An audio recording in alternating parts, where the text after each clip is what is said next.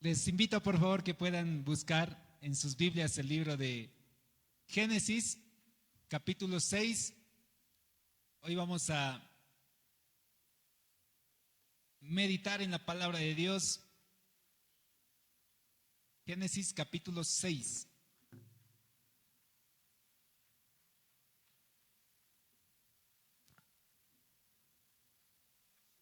Perdón, capítulo 7, versículo 16. Una hojita más allá.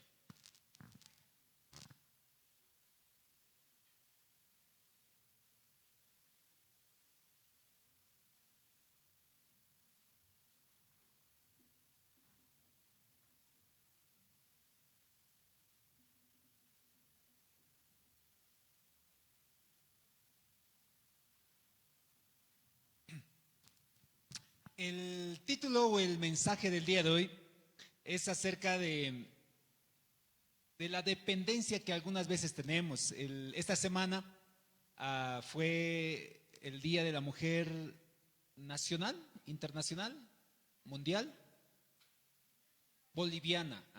Es que son varios días que tienen las mujeres. El asunto es de que viendo a algunas personas que estaban con sus rositas amarillas o sus flores amarillas y quienes tal vez no han recibido ni una rosa el Día de la Mujer, suele venir a veces un pensamiento muy catastrófico, ¿no? Como que uno no es estimado o que a uno no lo quieren. Y hoy vamos a hablar justamente de eso, en la experiencia que he tenido dentro de lo que sería la consejería cristiana.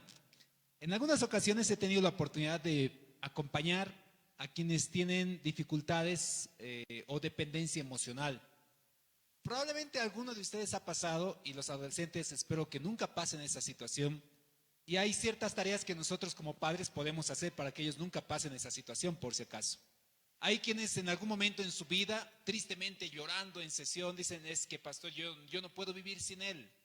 O sea, él para mí es todo, él ha sido bien bueno conmigo. Y a pesar de que la persona le ha sido infiel, le ha engañado, ha visto fotos y todo ello, la persona sigue obsesionada y dice, no, es que yo sin él ya no puedo hacer nada, me voy a quitar la vida si es que él no va a volver conmigo. Y esto no solo ocurre con las niñas, sino también con algunos jóvenes.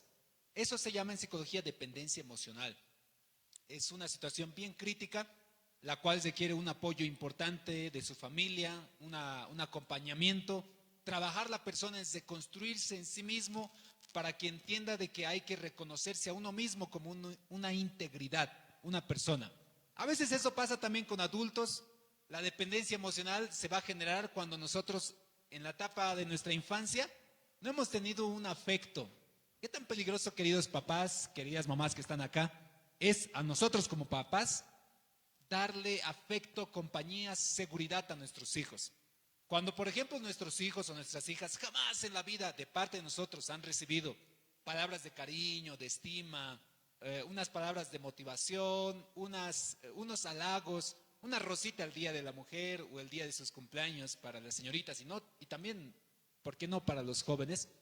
Construimos en ellos una seguridad, de tal forma que cuando ya son jóvenes, ellos encontrando a una persona del sexo opuesto, que le diga, oye, estás bien bonito, o estás bien bonita, o eres bien fuerte, o eres muy hermosa, no se sientan como si fuera algo sobrenatural. Wow, nunca nadie me ha dicho eso. Sino, dígame, mi papá me decía muchas cosas más hermosas todavía. Una rosita me regalas, mi papá me daba un ramo de rosas. Me dices que soy fuerte, mi mamá siempre me ha dicho que yo soy simpático, que yo soy inteligente. Este tipo de conceptos se van integrando en nosotros. Las personas que suelen ser más dependientes en la etapa de la juventud a otras personas en afecto, son aquellos que en algún instante simplemente le han dicho que son bonitas o le han dado una rosa o le han dado un pequeño regalito y piensa que esa persona es la maravilla del mundo. Y por eso en algún instante suelen decir, yo sin él no soy nada, o sin ella yo no soy nada. Y hoy vamos a aprender qué tipo de dependencia deberíamos tener nosotros dentro de lo que sería la vida cristiana. Porque sí está bien depender, pero hay que saber de quién dependemos también. Si tú vas a depender de una persona que te va a fallar, que puede ser que te engañe, que puede ser que te abandone, esa dependencia en algún instante te va a destruir. Pero si tú dependes de alguien que jamás te va a engañar, jamás te va a defraudar y siempre va a estar ahí contigo, porque además ha sido su promesa, obviamente estás más seguro. Sabes que tu seguridad emocional, sabes que tu seguridad espiritual está bien. En el libro de Génesis, que les he pedido que busquen, en el capítulo 7, encontramos por si acaso la narración desde el capítulo 6, cuando Noé construye el arca. Es una historia muy interesante la construcción del arca. Muchos científicos siguen buscando dónde está el arca, tratan de calcular y dicen, ¿cómo han entrado todos los animales al arca? ¿Cómo ha pasado de que ninguna, pese a que no había unas grandes embarcaciones en la época, cómo el arca de Noé no ha podido ceder? ¿Cómo han sobrevivido? Hay muchas incógnitas acerca de la narración del diluvio. Y Noé, sabemos la historia, cuando Dios se había decepcionado de toda la creación que había hecho, de toda la raza humana, dice la Biblia, y a Dios le dolió en su corazón haber hecho al hombre. Y dijo, voy a hacer todo acá, y estaba triste y enojado Dios. Pero luego viene el versículo en donde Dios dice, pero Noé halló gracia ante los ojos de Jehová. Esos peros que son bien bonitos en la vida, ¿no? Pero Noé halló gracia ante los ojos de Jehová. Dios le dice, Noé, construye un arca, le da las medidas, le da las estructuras que tiene que utilizar. Va Noé construir ese arca y además Dios le dice, y ahora vamos a traer a todos los animales. Y los animales vienen por su propia cuenta, entran y llenan todo el arca que había construido Noé. Viene la época de lluvia, aunque en ese entonces nunca había llovido, y empieza a inundarse todo. Uno se pregunta, ¿será que Noé ha sido un gran constructor? ¿Será que era un ingeniero para construir una embarcación tan grande que pueda soportar todos los animales que había introducido? Que soporte toda la tempestad de las tormentas y las lluvias, de las riadas que iban a atravesar para que el barco entre en flote. ¿Será que Noé tenía esa capacidad, esa inteligencia? Y aquí encontramos un versículo corto, pero bien preciso acerca de la confianza y la seguridad que nosotros encontramos en Dios. Dice Génesis capítulo 7, versículo 16. Y los que vinieron, macho y hembra de toda carne vinieron, como le había mandado Dios. Y Jehová les cesó la puerta. No es que Noé utilizó un mecanismo mecánico para cesar la puerta y la compuerta. No, dice la Biblia literalmente. Y Jehová cesó la puerta. Y cuando algo cierra el Señor, está cesado. Y cuando algo abre el Señor, se va a abrir. Y cuando algo el Señor le ha dicho que iba a suceder, sucederá. Y cuando algo el Señor ha dicho que no va a suceder, no va a suceder jamás. Esa es la promesa que tenemos. Dios cumple sus promesas. Dios trabaja en base a pactos y promesas a lo largo de la historia. Dios le dice a Abraham, Abraham, vas a ser padre de muchas gentes.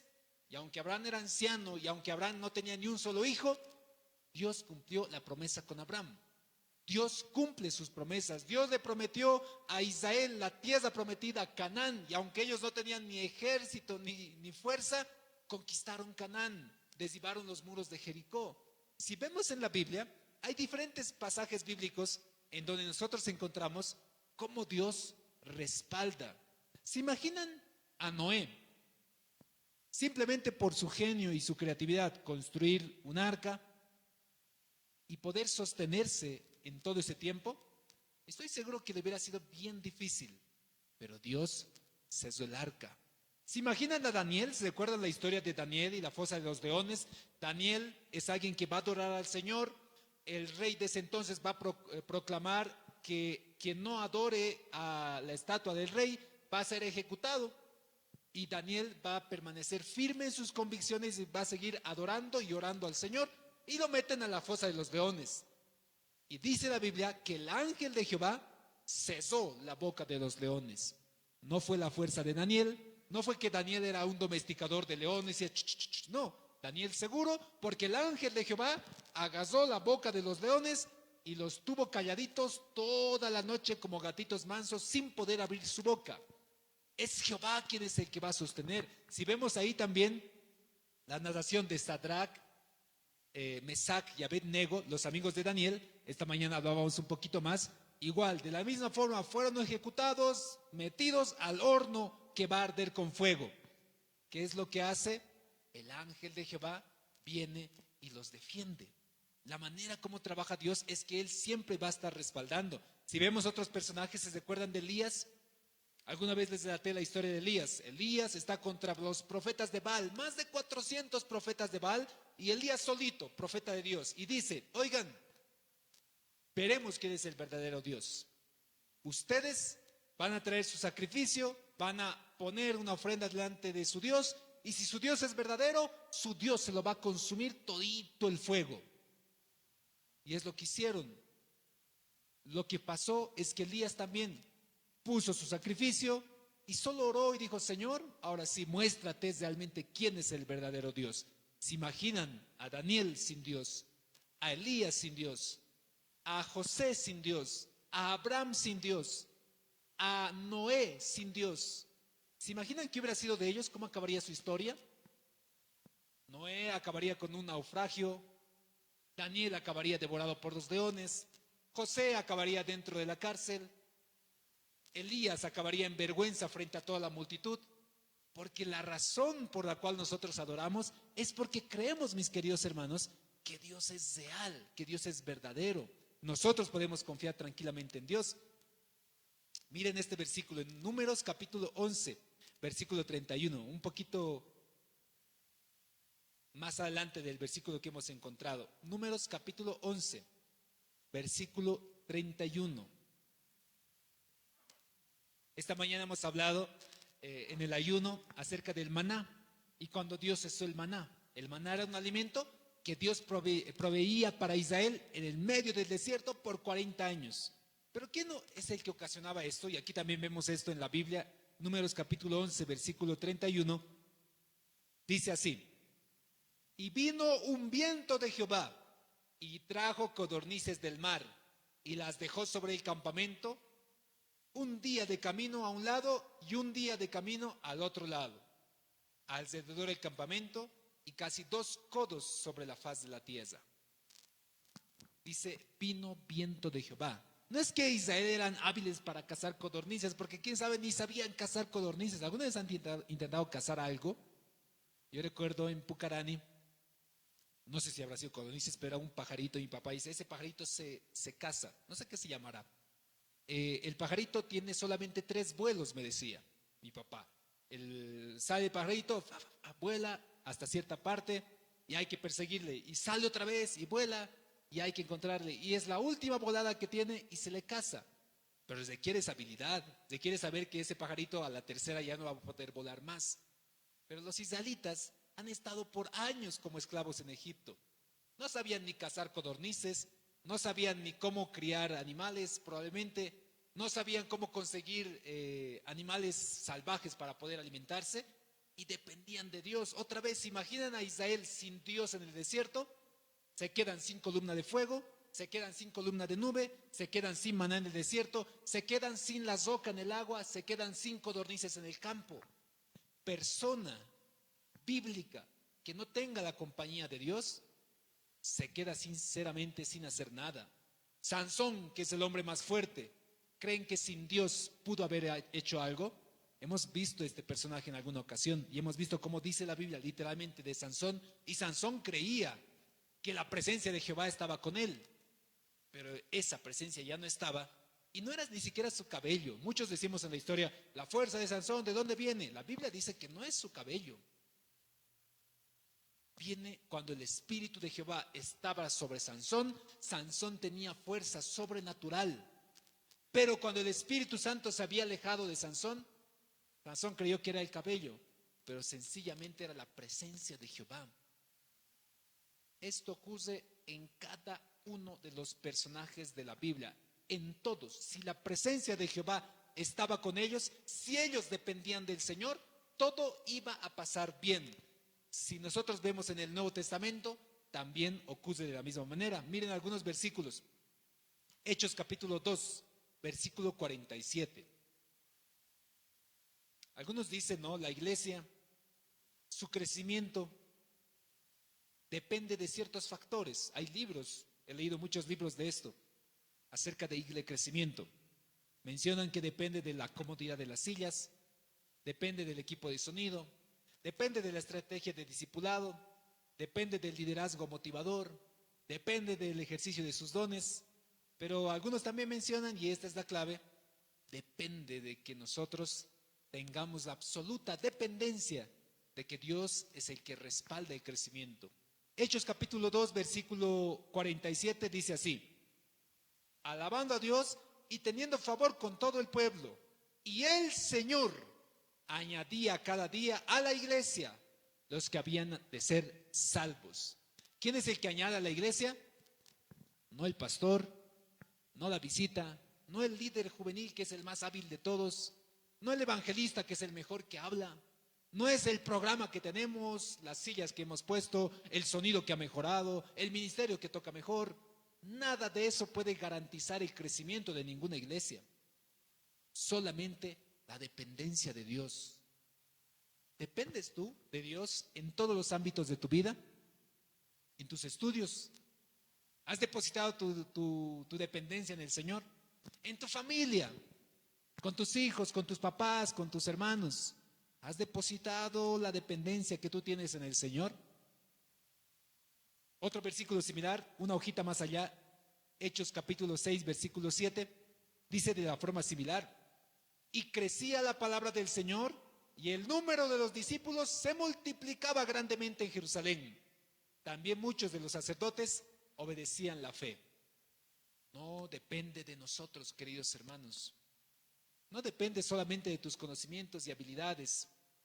¿Tienes tu profesión? Te cuento que no solo depende de eso, tienes que depender de Dios. Tú puedes ser un gran doctor, magíster, experto en algún área, especialista en algún conocimiento, pero si no dependes de Dios, nada vas a poder hacer. Además, incluso muchos de nosotros pensamos de que todo lo que hemos conseguido, nuestras riquezas, nuestros conocimientos, simplemente ha sido porque somos bien inteligentes, somos bien sabios, somos bien conocedores del mercado, conocedores de la venta, o nuestro trabajo es bien pulcro y bien hermoso. Te cuento que no. Miren, en el libro de Oseas capítulo 8, hoy vamos a llenarnos de varios versículos. Oseas está en el Antiguo Testamento, capítulo 8. Dice así: y ella no reconoció que yo le daba el trigo y el vino y el aceite, y que le multipliqué la plata y el oro que ofrecía a Baal. ¿Qué dice? No reconocemos nosotros que quien le daba el trigo, el vino, el aceite, quien multiplicaba su plata, eso se encuentra en Oseas por si acaso, Oseas capítulo 8. Capítulo 2, perdón, versículo 8. Y ella no reconocía que yo le daba el trigo. Mi querido hermano, ¿sabes quién es el que te ha provisto durante todos estos años? Mi inteligencia, pasó a mi profesión. No, tú no has reconocido de quien te multiplicaba, de quien llenaba tu mercado, de quien llenaba tu refrigerador, de quien te daba el trabajo, de quien te daba salud, de quien te daba bienestar. No eras tú, querido hermano. Dice, referido Oseas como profecía acerca de la situación que estaba atravesando Oseas, dice, y ella, refiriéndose a él, no reconocía que yo le daba el trigo, que yo le daba el vino, que yo le daba el aceite, que yo le multiplicaba la plata y el oro. Y además esto ofrecía a Baal. Hermanos, sin Dios nosotros no vamos a poder hacer nada, en todos los ámbitos. Algunos pensamos, ¿por qué me está yendo mal? Y empiezas tú a preguntarte, ¿por qué me está yendo mal en mi familia? ¿Por qué me está yendo mal en mi trabajo? ¿Por qué me está yendo mal en mis negocios? ¿Por qué me está yendo mal acá dentro de la iglesia? ¿Por qué no estoy avanzando en este sentido? La iglesia, queridos hermanos, no crece en base a solamente programas. Tantos libros hay. Miren, yo les decía que he estado dentro de la iglesia del Nazareno ya varios años, más de 20 años. Como pastor, cerca de 16 años. Y he visto pasar diferentes programas. He visto pasar el plan del maestro, cuando vino los colombianos que tenían éxito en Colombia y tenías que hacer grupos de discipulado de 12. Nos han hecho test, nos han dado talleres, cursos, conferencias, campamentos, retiros se ha hecho del plan del maestro. Se han invitado a los predicadores colombianos para que nos pasen el programa. No he visto ni uno que haya ejecutado el programa dentro de Bolivia. He visto también en una época el modelo del Cada uno gana uno, el proyecto del hermano mayor. Otro proyecto muy hermoso también, lindo, escrito. muy interesante, se han hecho campañas, a las iglesias les han dado varios folletitos con nombres para orar, con actividades precisas, con capacitaciones precisas, con elementos prácticos para que los hermanos puedan ser hermanos mayores. He visto una gran cantidad de campañas de evangelismo, incluso algunas nosotros hemos organizado con el distrito, donde solamente nosotros también nos hemos evangelizado entre nosotros mismos. Hay una gran cantidad de actividades que podemos hacer, queridos hermanos, líderes. Yo sé que todos, muchos de ustedes tienen esa pasión y esa preocupación de decir, ¿cómo hago para que vengan más? ¿Cómo hago para que los jóvenes conozcan de Cristo? ¿Cómo hago para que los hermanos empiecen a ayunar, a predicar, a enseñar, a formarse, a levantarse como líderes? ¿Qué es lo que puedo hacer? Sé que tenemos esa desesperación, pero te comento que no va a ser ni un programa, ni que les obliguemos, ni que les demos algún tipo de disciplina, sino solamente el Espíritu Santo en sus vidas, quien puede transformar, quien convence de pecado al mundo, es el Espíritu Santo. Les decía, no hay un predicador, por más evangelista, súper orador que sea, sino el Espíritu Santo quien convence de pecado al mundo, quien nos ha convencido de pecado a nosotros. La salvación misma, queridos hermanos, no depende de nosotros, depende del Señor.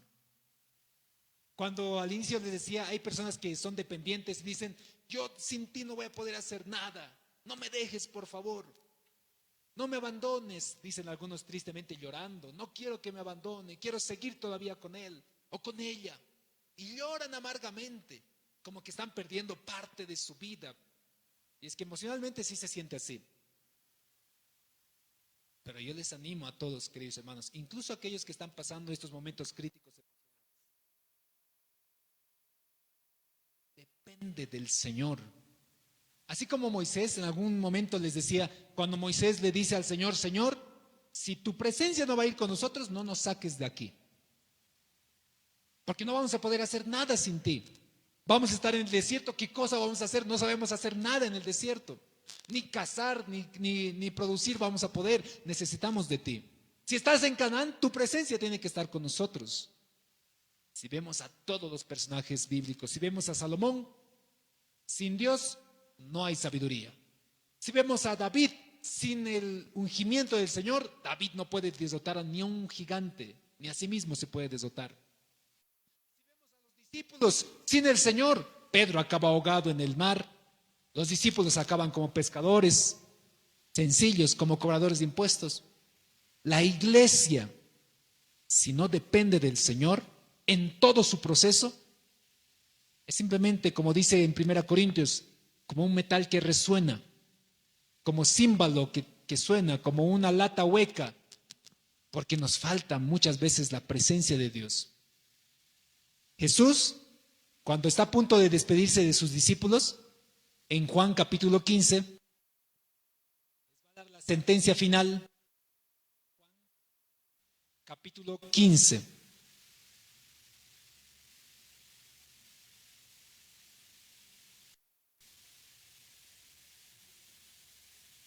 Versículo 5. Si es posible, este versículo memorízatelo, guardalo en tu corazón, ponlo en tu casa cuando despiertes. Cuando empieces un trabajo, ponlo ahí en la puerta de tu trabajo. Porque dice el Señor, Juan capítulo 15, versículo 5. Yo soy la vid, vosotros los pámpanos. El que permanece en mí y yo en él, éste lleva mucho fruto. Porque separados de mí, nada podéis hacer. Separados del Señor, mis queridos hermanos, nada vamos a poder hacer. Nada. Lo han intentado muchos personajes en la Biblia. ¿Se recuerdan de Jonás? Pensaba que no, el Señor me llamó. No, yo no voy a ir a Nínive porque yo sé cómo es el Señor y me huyo, me escapo. Y se va a ir en una barca, separado del Señor. Estaba a punto de naufragar, separado del Señor, incluso un pez se lo devoró. Separados del Señor, nada podemos hacer. Mis hermanos, como iglesia inclusive, separados del Señor, nada vamos a poder avanzar. Tu familia, separada del Señor, nada va a poder hacer. Alguna vez en un congreso de matrimonios les explicaba un poquito cómo funciona la relación matrimonial. Y es como una especie de triángulo. Un triángulo en donde Dios es la cabeza de nuestro hogar, el esposo y la esposa son los extremos dentro de este triángulo, y cuando el esposo llega a acercarse mucho más a Dios, y la esposa también tiene una cercanía con el Señor, su relación matrimonial prácticamente llega a tener una unidad. Pero cuando en una familia donde temen a Dios y conocen al Señor, y está ahí el Señor dentro de esta familia, y el esposo empieza a apartarse de la vida del Señor, empieza a apartarse dentro de la presencia del Señor, y aún así la esposa, quién sabe, está haciendo lo posible para estar ahí con el Señor, esa separación espiritual que uno tiene con el Señor se manifiesta lógicamente en nuestra relación dentro de nuestra familia, dentro de nuestro matrimonio.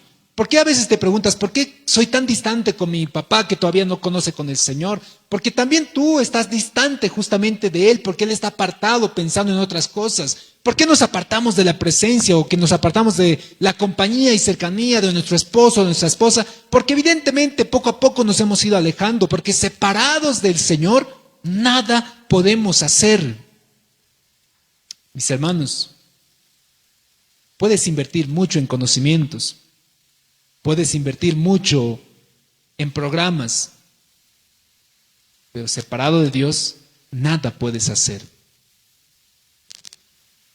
Esa imagen que habrán visto en la fotito, que es un dibujito bien clásico de la cultura emo, allá por los años 2000, eran una subcultura de jóvenes que tenían una ideología, un pensamiento bien particular, donde entendían de que este mundo es prácticamente un mundo muy triste.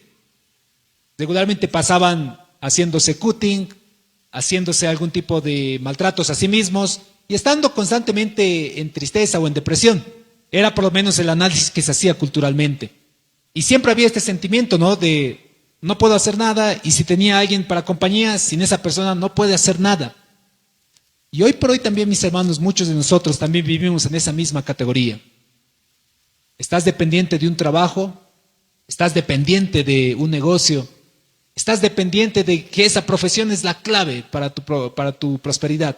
Estás dependiente probablemente de algunas circunstancias, de una persona.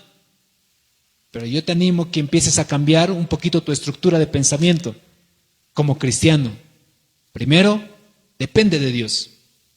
Y cuando empieces a depender completamente de Dios, te aseguro que también los demás aspectos de tu vida van a ir mucho más tranquilos.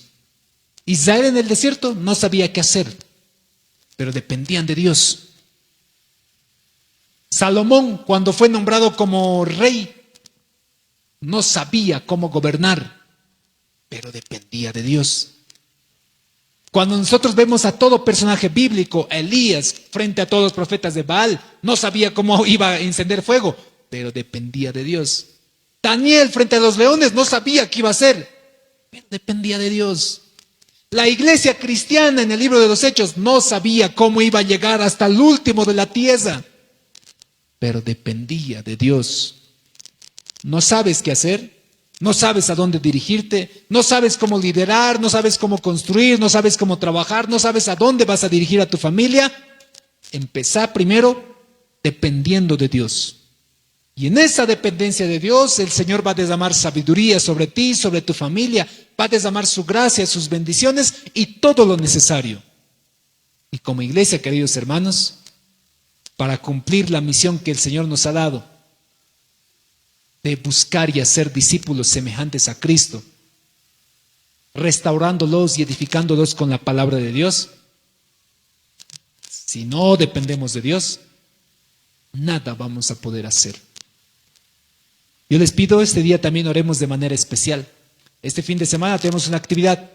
Creemos sinceramente que el Señor te va a manifestar entre los líderes, entre los que vayan a participar, y que el Señor pueda ese día manifestarse con toda su gloria. Dependamos de Dios en todos los aspectos. Y si tú dependes de Dios, estate segura, estate tranquila, estate confiado en que el Señor va a ir resolviendo cada uno de los elementos, cada una de las dificultades que estás atravesando. Así que el día de hoy hay algunos de ustedes que requieran hoy reafirmar su compromiso con el Señor, decirle que depende totalmente de Él, de confiar en su bendición, de confiar en su seguridad. Hoy pues, mis queridos hermanos, vamos a orar y vamos a agradecer también al Señor. Te invito ahí a inclinar tu cabeza, a tener un tiempo de consagración y de oración al Señor. Si has estado pasando dificultades, mi hermano, y has probado de todo, incluso has ido a Yatiris, incluso has ido a otro tipo de soluciones, depende de Dios. Si tal vez has probado y has tocado diferentes puertas de trabajo y no se ha dado ninguna, ¿por qué no empiezas a depender de Dios también? Si estás buscando ayuda para tus hijos, depende también del Señor. Vamos a orar, queridos hermanos.